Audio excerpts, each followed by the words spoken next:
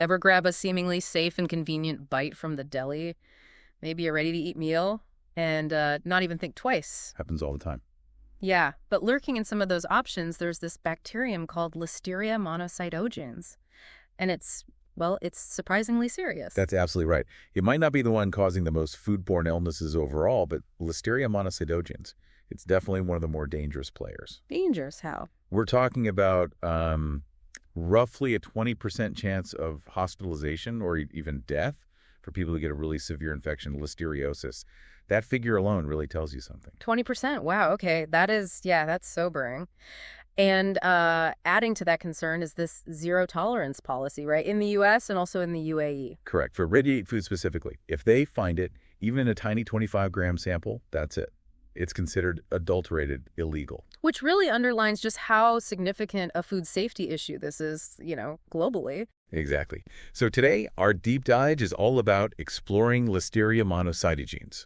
We'll be pulling from guidelines for retail businesses in the U.S., some specific regulations from Dubai, and also a general overview of the bacterium itself. Right. And you, our listener, shared these resources, industry guidelines, fact sheets, that kind of thing.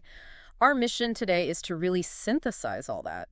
We're going to unpack what Listeria monocytogenes is, where you find it, how it manages to spread, and crucially, the measures being taken to try and control it. Think of it as your practical guide to navigating this bit of the food safety world. Perfect. Okay, let's dive right in. What exactly is this Listeria monocytogenes? Oh, fundamentally, it's a bacterium, a microorganism, right? Totally invisible without a microscope. Okay, standard bug. Sort of. But what's kind of fascinating and also a bit alarming from a food safety perspective is just how widespread it is. You can find it pretty much everywhere. Everywhere, like... In the air, soil, water, on plant material, even in animals. It's really ubiquitous in our environment. So it just learn around all the time. Pretty much, yeah. But the real kicker for food safety, especially with those ready-to-eat foods that sit in the fridge for a while, is Listeria's ability to not just survive, but actually grow at typical refrigeration temperatures, even down to around 31 degrees Fahrenheit, which is just below freezing. Whoa, okay. That's huge, because we rely on the fridge to keep food safe. Exactly, that's the problem. Refrigeration slows most bacteria down, but Listeria is like, nope, I can handle this. It's a key reason it's such a concern for these long shelf life, ready-to-eat products. Okay, so it's tough. And you said earlier, maybe not the most common illness, but more dangerous. Yeah, precisely. Compared to something like, say, norovirus or salmonella, Listeria causes fewer total illnesses. But when it does cause an infection, especially the severe kind, the consequences are much, much worse. Hence the high rates of hospitalization and mortality we mentioned. It's a major focus for public health officials because of that severity. You mentioned it infects certain people more severely. Who's most at risk here? Right, so a healthy adult might just get, what feels like the flu fever, muscle aches, maybe some nausea or diarrhea. That's the milder form. Febrile listeriogastroenteritis. Okay. Unpleasant, but maybe not devastating. For them, maybe not. But the real danger, the severe invasive listeriosis, hits specific groups much harder. We're talking about newborns, very young children, adults over 65, pregnant women, and really anyone with a weakened immune system. And for those vulnerable groups, it can be really bad. Really bad, yes. For these individuals, Listeria can invade beyond the gut and cause things like blood infections, septicemia, or meningitis, which is inflammation of the brain and spinal cord lining. Seizures can happen too. Wow. And tragically, for pregnant women, it can lead to miscarriage, stillbirth, or severe illness in the newborn baby. And as we said, that overall fatality rate for the invasive form is, well, it's high, around that 20% mark. Definitely something to take very seriously. The fact sheet also mentioned different serotypes. Is that something we need to worry about? It's more of a scientific distinction, really, for tracking outbreaks and understanding the bacteria better. Think of them like different strains or variations. Okay. There are several serotypes of Listeria monocytogenes, but just a few, mainly 12A, 12B, and 4B, are responsible for the vast majority of human infections. So scientists track these, but for you, the key takeaway is that Listeria monocytogenes in general, regardless of the specific type, poses this significant risk, especially to those vulnerable groups. Got it. So we're dealing with this invisible, widespread bug that can actually multiply in the cold and is particularly dangerous for certain people. Okay. Now, let's figure out how it gets into our food. Where does it come from in these retail or food service settings? Right. So the contamination pathways are pretty varied, which is part of the challenge. Yeah. Understanding these is key to prevention. We can kind of group the sources into a few main categories. You've got the food products themselves, obviously. Then there's the environment, the physical surroundings, the equipment used to handle the food, the employees, and even sometimes customers or vendors coming into the place. Wow. Okay. It sounds like it can sneak in from almost anywhere. It really can. Let's take food products first. Raw foods, uncooked meat, poultry, seafood can naturally carry listeria. Makes sense. Also, some fruits and vegetables can get contaminated, maybe from the soil or water they grew in.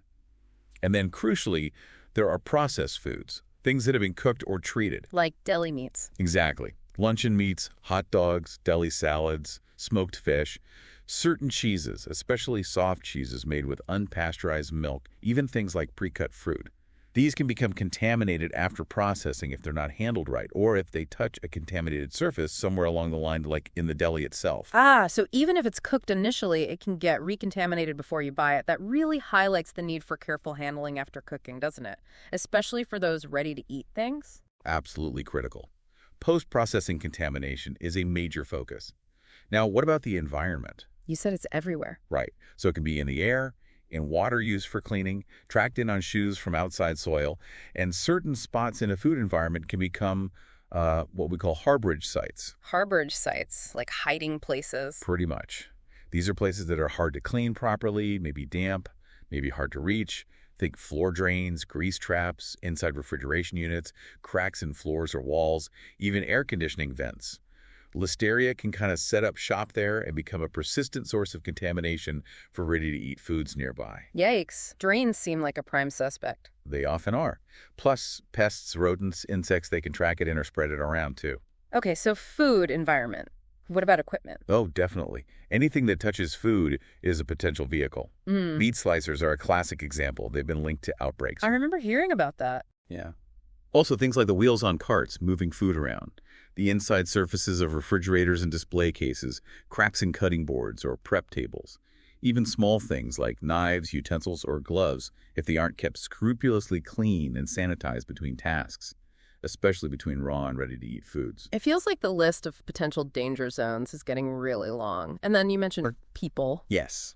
Yeah. Employees are critical. Yeah. Poor personal hygiene, especially inadequate hand washing, is a major way bacteria get spread onto food. The hand washing thing again always comes back to that. It really does. And even customers or delivery vendors walking through can, potentially bring listeria in on their shoes or hands, maybe transfer to cart handles or touch food displays. Retail environments are generally more open than, say, a closed food processing plant, which makes control a bit trickier. Okay. One of the sources, the U.S. guidelines, mentioned a study back in 2001 looking at ready-to-eat foods. What did that find? Where was Listeria showing up most often then? That particular survey found higher rates of Listeria monocytogenes in things like seafood salads, smoked seafood, and deli salads. Ah, okay. So again, those complex, handled, ready-to-eat items seem to be higher risk. Generally, yes. Foods that get handled a lot after any cooking step and that sit refrigerated for a while tend to be the focus. So given all these places it can come from, the food, the drains, the slicers, people's hands, what are the main reasons it actually gets onto the food, starts to grow, and spreads around in a store or deli? Well, pulling it all together, the sources we've discussed and the info in the guidelines really point to what you could call the big three risk factors. The big three, okay. Yeah. Number 1, cross-contamination. Number 2, improper or inadequate cleaning and sanitation. Yeah. And number 3, poor time and temperature control. Okay. Cross-contamination, cleaning, time temp. Basically, yeah. Listeria gets a foothold when we drop the ball on those fundamental food safety practices.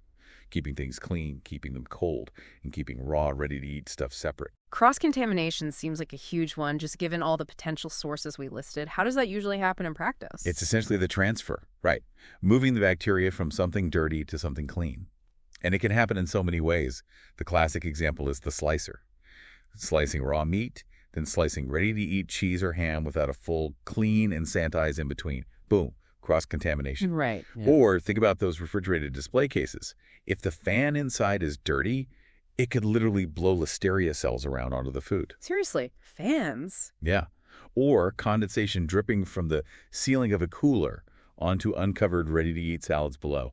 That's another way. Wow. Okay, those are maybe less obvious ones. Definitely. Yeah. And don't forget the drains. If you're hosing down the floor, splashback from a contaminated drain could hit nearby surfaces or equipment.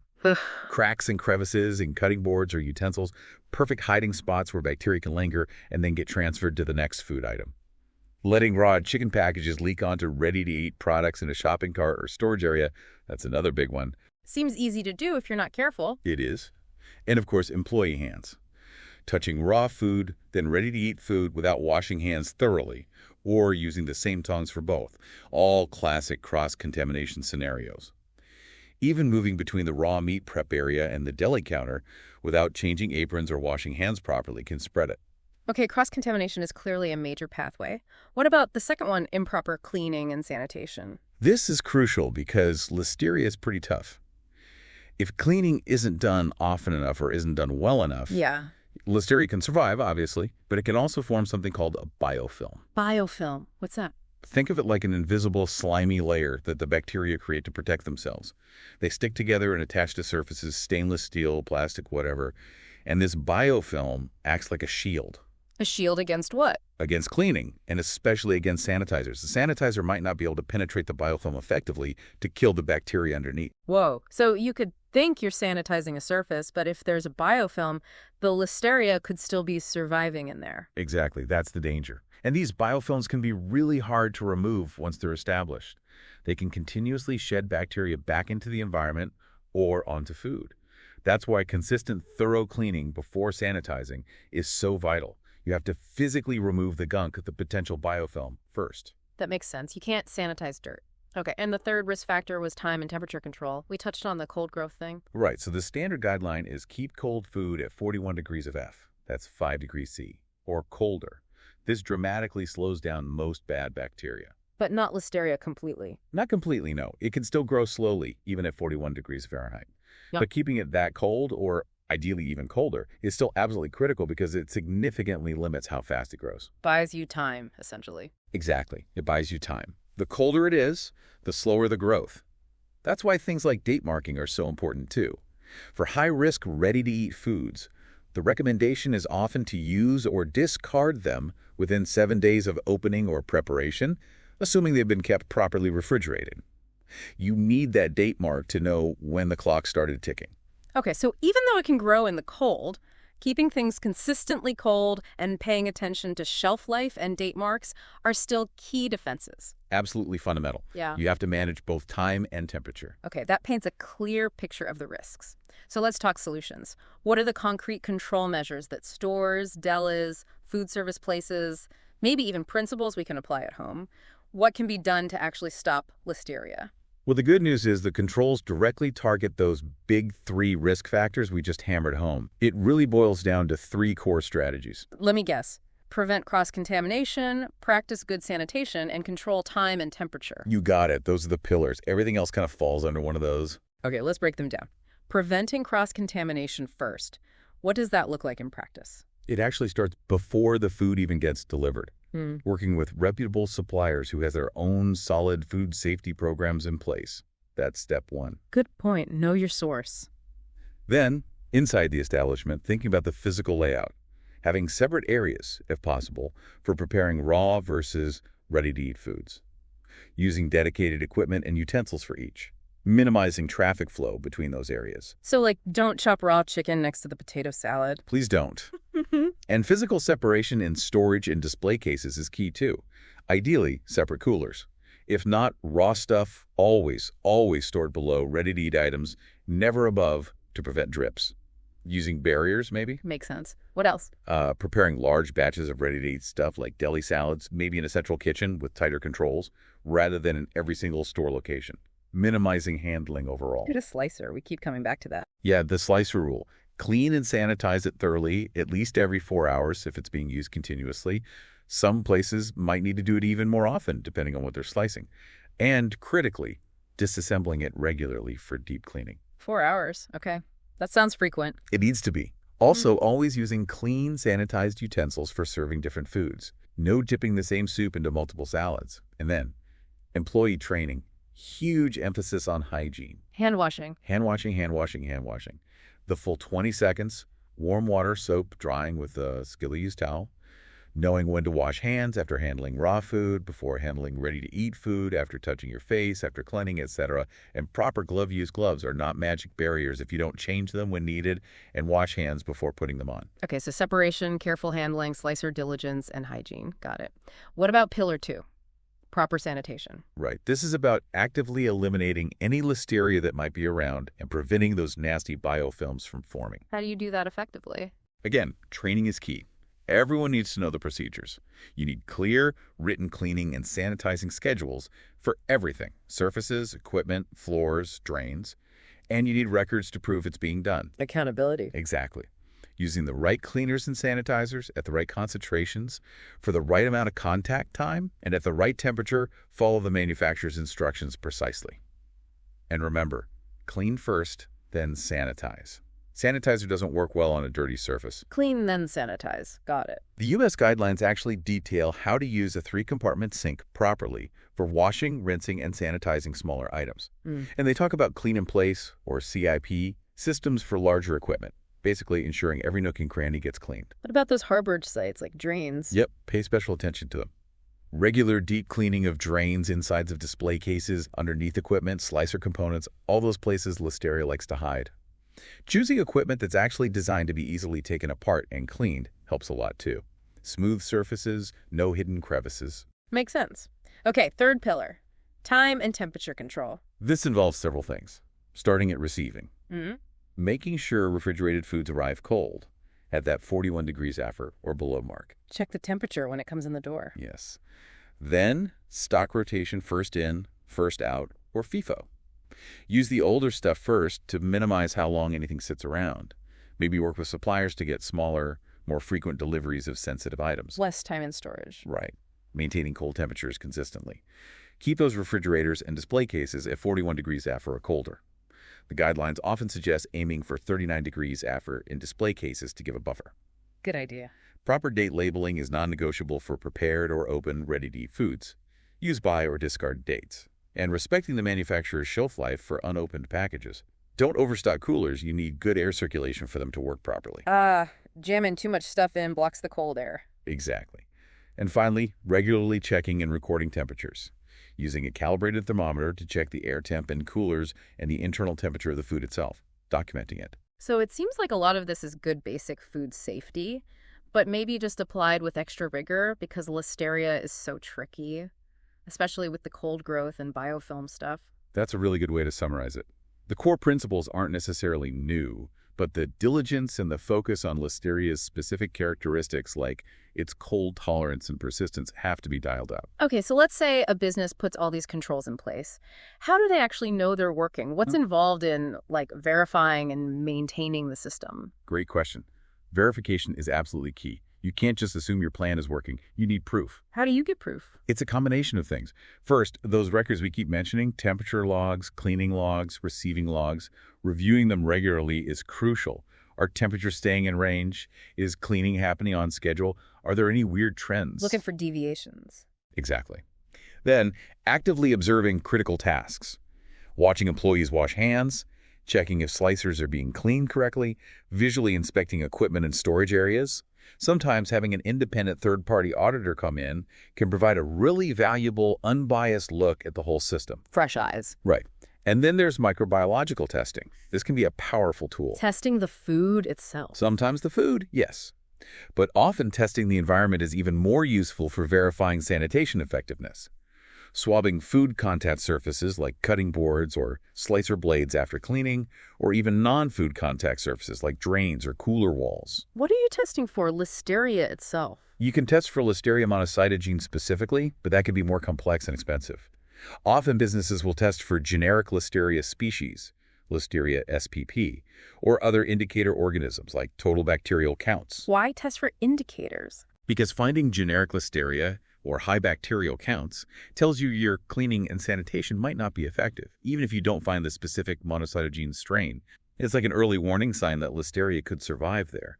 It helps keep costs down while still providing useful data. Okay, that makes sense. A canary in the coal mine, sort of. Kinda, yep. And finally, evaluating employee performance. Are they following procedures? Do they understand the why behind them? Addressing any problems found during observations or testing through retraining is vital. Maybe even rewarding good practices to reinforce that food safety culture. So it's this ongoing loop. Document, observe, maybe test, review, retrain if needed. And what about maintaining it day to day? Maintenance is just that, keeping it going.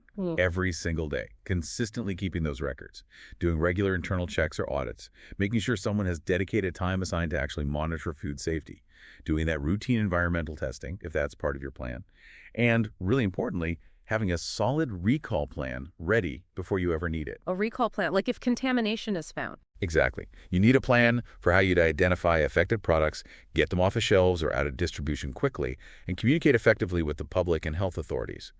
You should even practice it, do mock recalls to make sure everyone knows their role and the system works smoothly. Hope you never need it, but be prepared. Precisely. And one more thing about maintenance. Your program has to adapt. If you change a process, introduce a new product, renovate the facility, get new equipment, have staff turnover, switch suppliers, any significant change means you need to review your Listeria controls and update them if necessary. And ongoing regular training for everyone is non-negotiable. It's definitely a dynamic process, not a one-and-done checklist. Not at all. Constant vigilance. Okay, now, you mentioned the Dubai guidelines offer some specific takes on this. What stands out from their approach? Yeah, Dubai's situation is interesting. Their heightened focus on Listeria is relatively newer, partly because their population was historically younger. But now things are changing. Right. There's a growing demand for those ready-to-eat foods we talked about. Smoked salmon, deli meats, prepared salads, cut fruit. Plus, they have a lot of tourism. So the risk for vulnerable groups is increasing, and they're taking it very seriously. So changing diets and demographics are pushing Listeria higher up the agenda there. Exactly. Their guidelines really stress the need for better environmental control, strong management systems, and more comprehensive testing in food businesses. There's a big push for using HACCP principles. Can you quickly remind us what HACCP is? Sure. HACCP stands for Hazard Analysis and Critical Control Points. It's basically a systematic way to identify potential food safety hazards, biological, like Listeria, chemical, or physical, at specific points of the food production process, and then put controls in place to prevent or eliminate them. It's proactive, not reactive. Got it. Prevent the problem before it happens. That's the goal. Dubai emphasizes not just having HACCP, but really verifying that the controls, especially cleaning and monitoring, are actually working. They also noted that the amount of testing currently being done in some places, maybe just 5 or 10 samples a month, is likely not enough, especially for larger or higher risk operations. So they're pushing for more data, more verification. Yes, and working with the industry to foster a stronger food safety culture. Using data trends to predict and prevent problems is a big theme in their approach. Their guidelines aim to prevent Listeria getting into ready-to-eat foods in the first place, monitor for its presence through environmental sampling, define clear actions if it is found, and use trend analysis to catch issues early. Are there any specific sanitation practices they highlight? They do mention a few things specifically, like rotating the types of sanitizers or biocides used. Why rotate them? To help prevent bacteria from developing resistance to any one type. Also, really hammering home following manufacturer instructions for concentration and contact time, using detergents with scrubbing or mechanical action, using high heat for disinfection when possible, having dedicated cleaning tools for high-risk areas, and making sure equipment is fully disassembled for cleaning. Okay. Thoroughness is key. What about those factors inside the food itself, like acidity? Yeah, they cover growth-limiting parameters too, specifying maximum pH levels like below 4.4 or minimum water activity levels below 0.92 or combinations of the two. That can inhibit Listeria growth. And they require validation studies to prove a product's shelf life is safe, especially for ready-to-eat foods kept longer than 3 days. That validation often involves testing for Listeria at the start, middle, and end of the shelf life. Wow, testing throughout the shelf life. That's rigorous. It shows they want assurance the food stays safe the whole time it's intended to be kept. And their environmental sampling program is quite detailed. Awesome. They specify targeting a Listeria species, SPP, as the indicator, outline where to sample both food contact surfaces, FCS, and non-food contact surfaces, non-FCS, suggesting at least 5 samples monthly, maybe more. They talk about when to sample, ideally both before production starts, to check cleaning effectiveness, and during operations, to see what might be present while food is being handled. And they detail proper aseptic sampling techniques and refrigerated transport. Testing frequency might vary based on production volume, or if the facility uses special interventions, like antimicrobial ingredients. Okay, very structured. What happens if they do find Listeria on a surface? If it's found on a food contact surface, there's a clear protocol. Intensify cleaning, take the equipment apart for super thorough sanitation, retrain staff involved, review all past data for trends, maybe talk to the chemical supplier, and look hard at equipment design for flaws or hidden spots. And if it keeps showing up? If they get 2 or more positive FCS samples from the same area or line in a short period, that's defined as persistent contamination, and they have to notify the Dubai Food Safety Department immediately. Okay. And if it's found in the actual food product? That triggers even more serious action. Immediately isolating the affected batch, likely initiating a withdrawal or recall, doing a deep dive review of all control measures, and conducting much more extensive sampling of both the environment and other products. How do they know when the problem is fixed? Corrective actions are only considered effective when they get negative results for Listeria SPP on environmental swabs and negative results for Listeria monocytogenes in the ready-to-eat food itself for at least 5 consecutive production days. 5 clean days in a row. Yes. Reconditioning the food, like heating it to kill the bacteria, might sometimes be an option, but only with specific validation and approval from the authorities. And again, they emphasize trend analysis, constantly reviewing all the testing data to spot potential problems before they become critical. It really sounds like a very data-driven, proactive system they're building there. That seems to be the goal, using data to drive continuous improvement. So wrapping this all up, whether we're looking at U.S. guidance or Dubai regulations, the core message seems identical.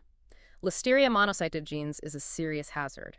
It requires constant vigilance, robust controls, all the way from farm to fork, essentially. Absolutely. It's not something to be complacent about. Yeah. Understanding the risks, understanding the control steps we've talked about, that's vital for the industry. And it also helps you, as a consumer, be more aware and informed about food safety. Yeah, and while it's good to know that regulators and businesses are focusing on this, it's also a solid reminder that practicing safe food handling at home, washing hands, separating raw and cooked, chilling promptly, paying attention to dates, that still really matters for our own protection. Definitely. Food safety is a shared responsibility right down to your own kitchen. Every step counts in minimizing risk. This has been incredibly insightful, digging into Listeria, seeing how widespread it is, how tough it is, how it can survive in the cold. It kind of makes you wonder, doesn't it? Sure, what? Well, what other unseen microbial challenges might be out there in our food system? Things we maybe don't focus on as much yet. It really highlights how complex the whole system is. The environment, food production, public health, they're all so interconnected. What else might need more research or different prevention strategies down the line? That's a really provocative thought to end on. The microbial world is vast, and our food system is always evolving. Continuous learning and adaptation are definitely going to be key.